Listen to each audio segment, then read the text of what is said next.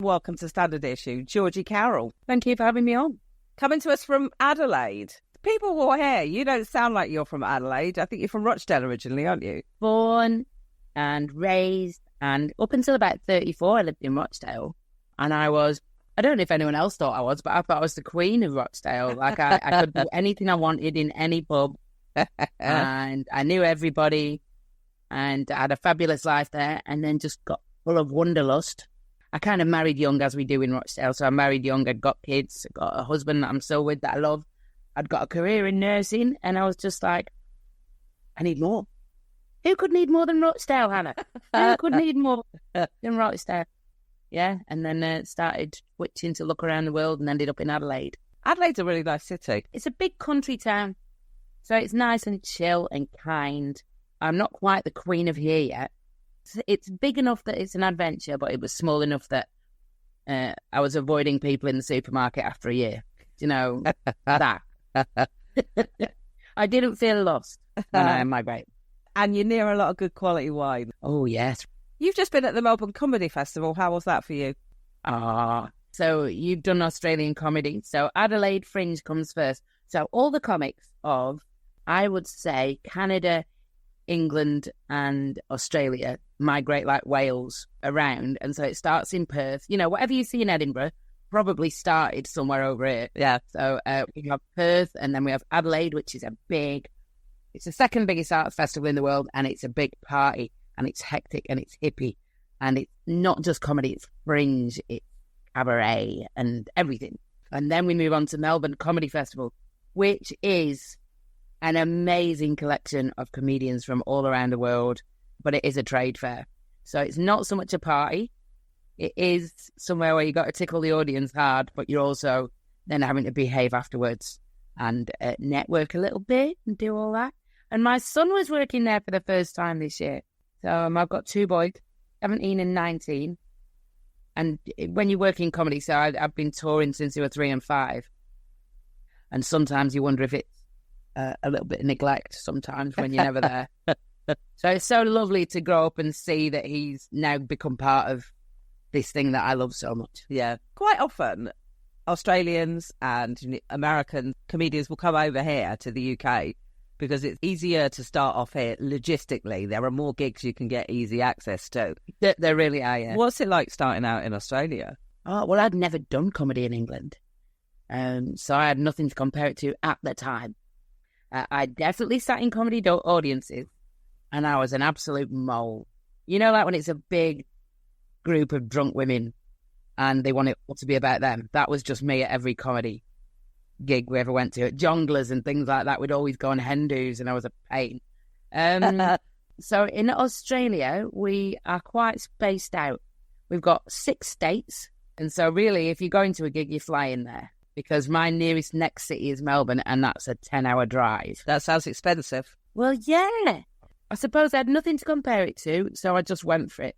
And a comic called Mickey D had said, you're never going to grow if you just stay here in Adelaide, so play as many rooms as you can. So I just started looking for flights on offers, booking them, and then contacting the room bookers on Facebook, and just being brutally honest, going, I've just started comedy. I've probably got about 5 minutes. But I seem to be coming your way for business. That bit was a lie. I was never flying there for business. I was just flying there so I could gig. And yeah, it's been a really kind and generous country in terms of everywhere I have to play said yes. But you did have to fly yourself, put yourself up. Yeah. And you had to make a loss. You had to not do your day job at the same time. But that's the arts, isn't it? Yeah. And then you take the punt.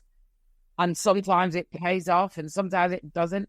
But I knew that I wanted it more than anything. Well, that's the key, isn't it?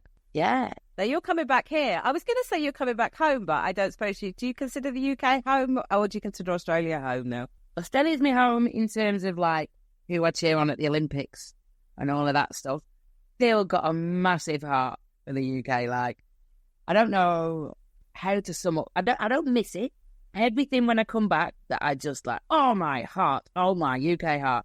And I think it could be summed up in, do you remember the opening ceremony of the Olympic Games in London? Yeah.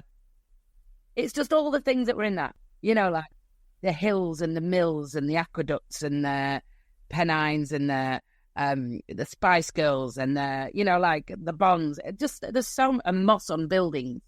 It was all like and Mr. Blobby, all that. It's just stuff you grow up with that you can never truly get out your system. I never left England because I didn't like it. I just had to go and see something else. Yeah. Oh, no, I get that. So, yeah, I come back. Oh, gosh, it's about 2 weeks. So I started my career here in Australia and then just was trying to crack the English scene, but it's quite a difficult one to crack if you've got profile elsewhere because you're used to getting a little bit more respect and pay and opportunity than you do. It's like starting again, but just with all of the confidence and experience, yeah. And by nature, I'm a very lazy person. So I thought, what's the easiest way of doing it? And I went Britain's Got Talent. I just thought, how many eyeballs can I get on me at the same time?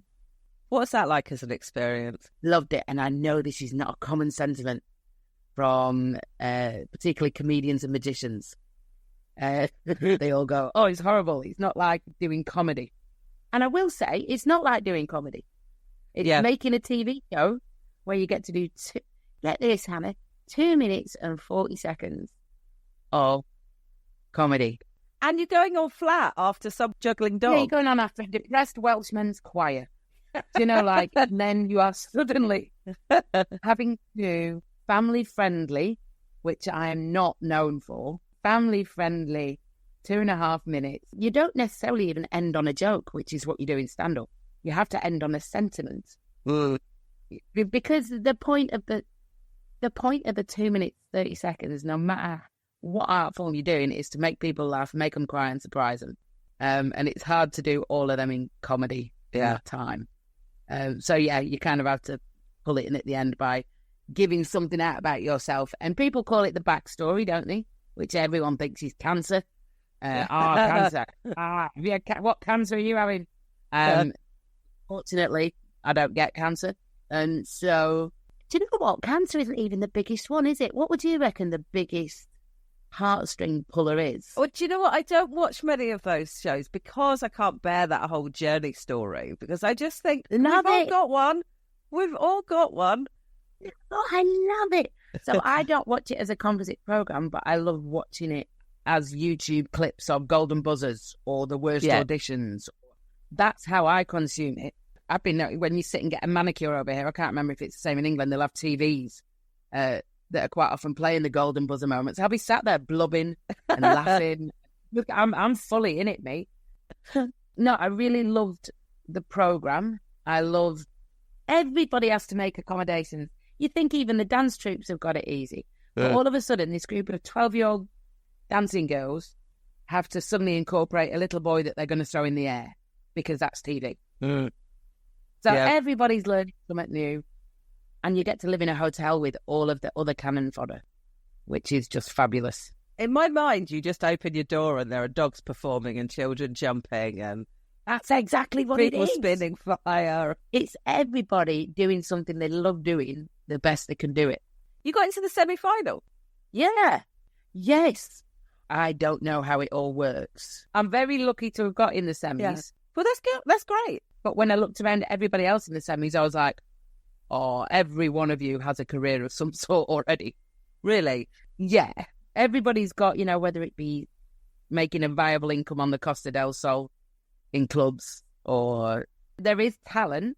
I think to be in the semis, and this is arrogant of me to say because I was in them, you have to have talent. Yeah. They're not going to put the clubs in there. They have to know that you're not third time out.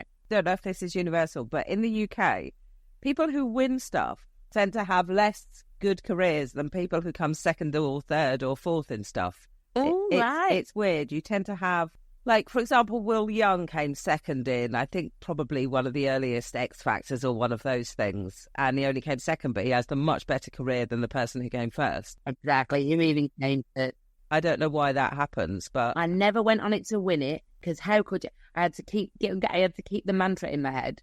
No matter what happens, you're no better or worse at the end of today. You're not. This doesn't mean anything. Yeah, this is just something to enjoy, a different experience, and getting eyeballs. And then I got a UK tour off the back of it. Well, I was going to say, so it works, which would have taken me forever, having heard what some of my supremely talented mates over here have said. Yeah.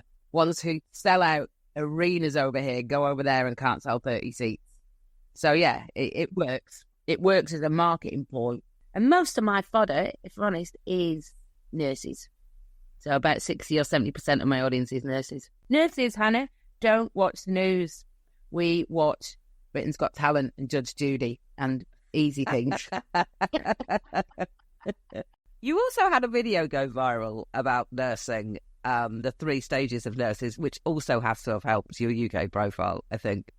Oh, gosh, yeah, that's what starts it, innit? The internet. I've got teenage boys. Can you imagine how hard it is to tell them with any kind of authenticity that you can't get self-esteem from social media after you've had 8 million views in a day?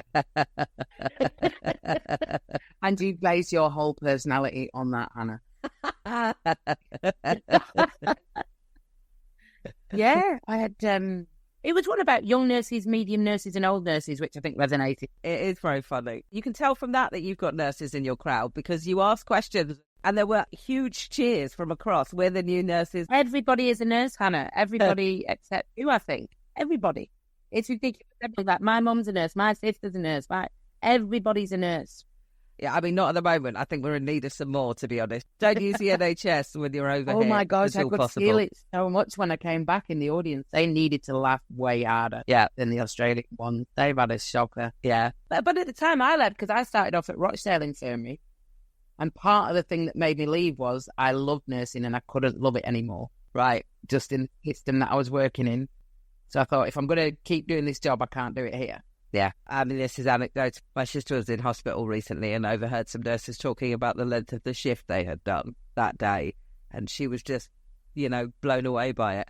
But then they also get their rough of everyone's tongue who's been sitting in casualty for 16 hours or whatever. So, yeah, it takes a certain type of person. I am not that person. But I have lots of respect for those people. I don't know what kind of person I am, Hannah. I have less purpose and worth for fame and fortune. Not the best person, that, is it? That's not the arc that anyone wants to see. And I'm sure people said to you, well, you can always go back to nursing. No, I've worked it out, Hannah. If this disappears, because it can, I don't take any of this for granted. And, I don't know how long I'll be able to produce stuff that I really love making. If this disappears, my next job is lifestyle coordinator in aged care village. Would love it. Would love. And the old people are my people. Just like, like people love dogs. Every single old person that I see on the street, I want to just kind of just chat to them and take them home. And you're not allowed, but that. I just love them. So I would love to be in a village just saying, right, what do we all want to do today? And then if they want to do nothing, we do nothing. If we want to do something, we do it. Yeah. Yeah. My sister used to do something like that. She used to do, she was like the ENTS coordinator in this big care home. So she was the person who booked them someone to come and play the piano or a magician or organise the bingo. And I was just like, that sounds like the best job. But then the pandemic came. She's gone Britain's Got Talent on them, hasn't she? I'm going really basic now. I'm like hatching chickens. And we do, I think new life would be super exciting. Yeah. When you're getting super old. Yeah. Just waiting for a little chicken to hatch. So I'd have a little incubator in there and booze and tattoos afternoons. So we do like, you could have a real tattoo if you wanted, but generally, getting that old, I'm not sure how to go with tattoos, but you can have a fake tattoo. Yeah. Yeah. Yeah. I mean, it's worth getting old for the sound of it. Let's go back to your show. Can you tell people what to expect from Sister Flow 2.0? If you've ever wondered what nurses have talked about on night shift, if you have ever enjoyed nursing stories at parties, that's what it is. It's not for the faint-hearted. Don't bring kids. And when I say kids, I don't think anything over 16 is a kid. Right. So 16 and up, 16-year-olds will learn something. But yeah, it's just night shift banter. It's just, everything's pretty brutal, but I still care. Well, it is one of those jobs, because, I've been a journalist for a really long time, and it is one of those jobs where if you spend time with other people, within that industry, you suddenly develop this sort of gallows humour shorthand that then you accidentally sometimes say out in the real world And then people look at you like you're the... And I'm like, that's why people think journalists are terrible, because we're all cracking jokes about something that we shouldn't be. But Yes. when you're surrounded by it, it really helps. I'm in the middle of making the show into a TV show. Who knows if it'll be made? I'm just learning about this. I've never made a TV show before, but I've never written a book until I've written one. And I've never done a show until I've written one. So I'm at the start of this. And for any listener that doesn't know how they're made, like I didn't, you kind of have an idea, which is like trying to get pregnant. and then you make a pitch, which is like you've actually got someone to make a baby with, and you kind of maybe in the first trimester. And then now I'm in the second trimester, which is where people have liked the pitch and we get a writer's room to make scripts. So it still doesn't mean you get a TV show at the end. It just means you're in the next phase. And yeah, that is where my gallows humour is truly showing itself up, because they're like, this is a brainstorming session. Everything's a yes. And then I start talking and it's not a yes anymore. Is it a sitcom? I'm still learning all these terminologies, because what I thought was a sitcom isn't a sitcom. So a sitcom means it's in Australia anyway, it means it's in front of a live studio audience. Right. It would be, now the closest you could get is Brooklyn Nine-Nine, but with nurses. Right, okay. So that's the closest. So it's not exactly the same kind of humour as Brooklyn, but the same way it's a celebration of nurses. Yeah, it's very rare I've seen nurses represented the way I talk about them on stage. So it's that.